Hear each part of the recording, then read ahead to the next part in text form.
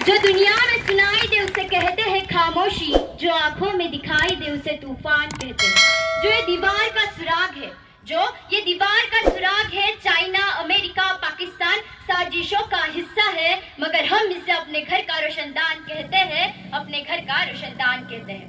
परम सम्मानीय विद्यालय विदेशक महोदय एवं विद्यालय प्रबंधक महोदय का मैं अभिवादन करती हूँ।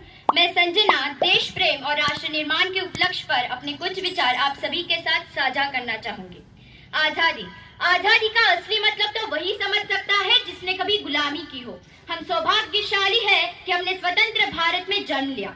यूं तो आजादी की लौ 1857 में ही जल चुकी थी, जो मशाल बनकर 1947 में हमारे देश को आजाद कराई।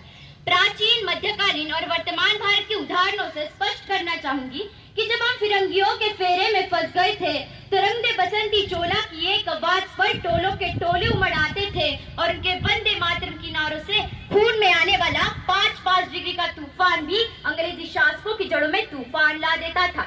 लोग मर जाते थे, मिट जाते थे, फांसी चढ़ जाते थे, तो वे भी अपनी देशभक्ति साबित कर रहे होते थे, क्योंकि ये उस दौर की देशभक्ति की कसौटी थी।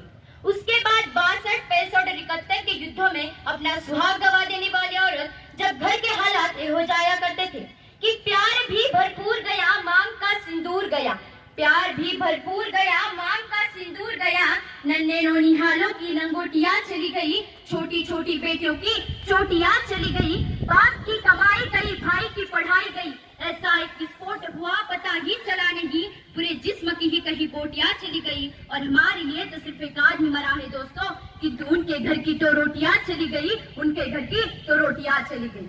वाले हालात पैदा हो जाने के बावजूद भी एक माँ अपने बेटे को सरहद पर दुश्मनों की धज्जियां उड़ाने के लिए भेज देती थी और उसे पत्र लिखाकर ये भेजा करती थी कि अम्मा ने खत लिखा है बड़े ही प्यार से, पुत्र मेरे ना घबरा जाना, 1 इंच भी पीछे ना हटना, चाहे इंच इंच कट जाना, चाहे इंच इंच कट जाना। इस तरह पूरा परिवार अपनी देशभक्ति साबित कर रहा होता था।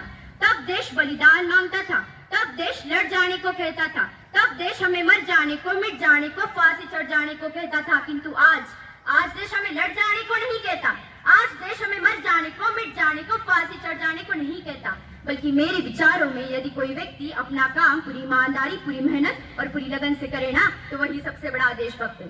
मैं नहीं मानती कि फेसबुक और व्हाट्सएप के डीपी को 3 रंग में रंगना ही देशभक्ति है, और यदि आप ये कहेंगे कि साल में 2 बार हाथ में तिरंगा ले लेना देशभक्ति है, तो मैं पूछना चाहूंगी कि फुटपाथ में रहने वाला वो बच्चा ट्रैफिक की छांव में नंगी पांव में जब तिरंगा बेच रहा होता है, तो क्या इसे आप उसकी देशभक्ति कहेंगे? जी नहीं, ये उसकी देशभक्ति नहीं, उसके पेट के भूख की शक्ति है जो उसे ऐसा करने पे मजबूर कर देती है। क्योंकि ना मस्जिद को जानते हैं, ना शिवालयों को जानते हैं, ना मस्जिद को जानते हैं, ना शिवालयों को जानते हैं। जो पेट के भूखे होते हैं ना, वो सिर्फ भोजन के निवालों को जानते हैं, भोजन के निवालों को जानते हैं। अपने परिवार, अपने समाज, अपने देश के लिए समर्पण का भाव है देशभक्ति, और हर देशद्रोही के जीवन में आने वाला तूफान है हमारी सच्ची देशभक्ति, ताकि हर देशद्रोही ये समझ सके कि अगर तू परिंदा है तो ये आसमान तेरा है, अगर तू दरिंदा है तो ये शमशान तेरा है, भाईचारे से रहना है तो एक जमीन पर, वरना ये कब्र भी तेरी है, और यही कब्रिस्तान तेरा है, यही कब्रिस्तान तेरा है।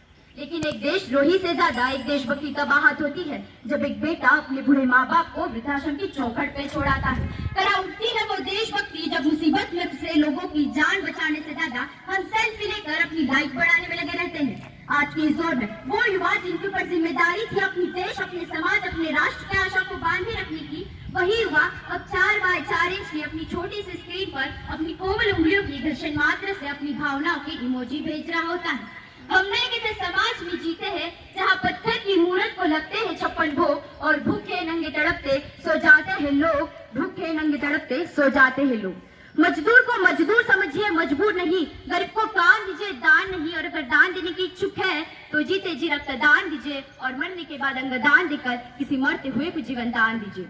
यही सच्ची देशभक्ति और यही सच्चा राष्ट्र प्रेम है।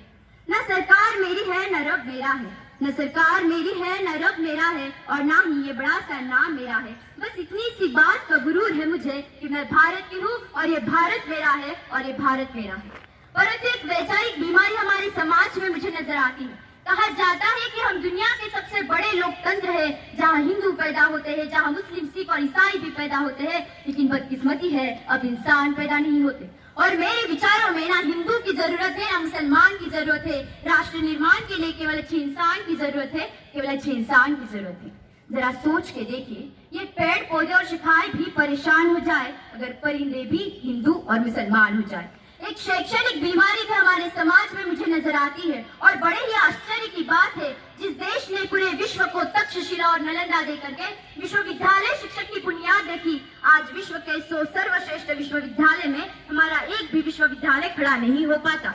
जहाँ एक और हमारे पास IIT, IIM और NIT जैसे शिक्षण संस्थान है, तो वही दूसरी ओर इस देश के गरीबों को बेरोजगारी की जमात में खड़ा करने के लिए उनके हाथ में सर्व शिक्षा अभियान का झुंझुना पकड़ा दिया जाता है। और मैं बता दूं, इस शैक्षणिक बीमारी का केवल एक कारण वो ये कि हमारे देश की शिक्षा नीति केवल 2 तरह के लोगों के लिए बनती है, पहले वो जो विद्वान हैं और दूसरे वो जो धनवान हैं।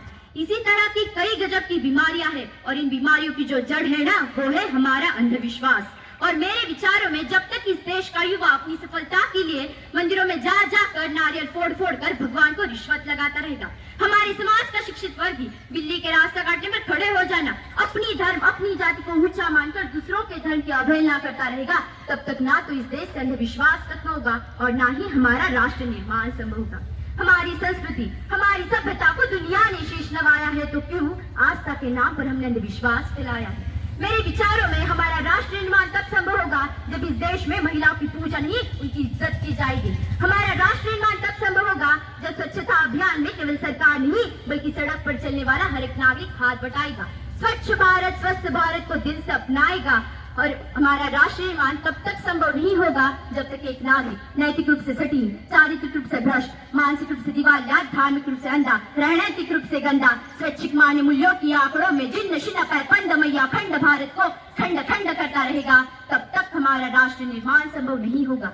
बड़ी बड़ी बातें नहीं, छोटी छोटी कोशिशें करनी होगी, क्योंकि ठोकर में पहाड़ से नहीं पत्थरों से लगा करती है। I being an Indian, I being a student, I being a symbol daughter of this motherland and feel proud to be an Indian। और मैं सैल्यूट करना चाहूंगी सरहद पर दिन रात हमारी रक्षा के लिए खड़े हर उस जवान को, इस देश की पुलिस, प्रशासन और किसान को, और इस देश के हर उस व्यक्ति को जो अपना काम पूरी ईमानदारी, पूरी मेहनत और पूरी लगन से करते हैं, जिनके बिना राष्ट्र निर्माण की कल्पना करना बेसंभव सा लगता है। और आज यहाँ मैं भारत की बेटी बड़ी जिम्मेदारी के साथ ही कहती हूँ कि हमारा राष्ट्र निर्माण तब संभव होगा जब हम सभी, मैं, आप, हम सब मिलकर प्रयास करेंगे, क्योंकि हमारे देश की जिम्मेदारी नहीं है हमें आगे ले जाने की, हमारी जिम्मेदारी है अपने देश, अपने राष्ट्र, अपने वतन को आगे ले जाने की। और अंत में मैं सिर्फ एक कहूंगी कि मेरा हिंदुस्तान महान था, महान है, महान रहेगा। मेरा हिंदुस्तान महान था, महान है, महान रहेगा। होगा हौसला सबके दिलों में बुलंद, तो एक दिन पाकिस्तान भी जय हिंद कहेगा।